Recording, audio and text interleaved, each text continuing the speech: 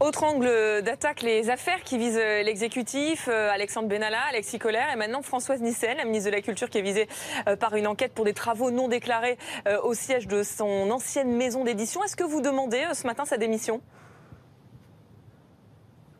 Mais je pense que le demander n'est pas utile. De toute façon, vu la panade dans laquelle la ministre se trouve, bien évidemment, la suite des révélations va nous permettre d'y voir plus clair. Mais je pense qu'elle est incontestablement fragilisée à cette heure. Voyez-vous, ça participe de cette démonstration globale. C'est qu'on le voit bien entre l'affaire Macron-Benalla, entre l'affaire Kohler et les révélations, notamment autour de Madame Nyssen.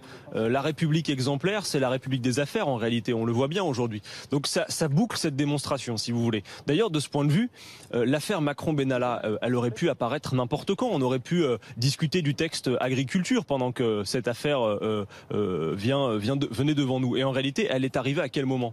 Au moment même où Emmanuel Macron voulait affaiblir le Parlement. Donc en soi, nous n'avons presque rien à faire.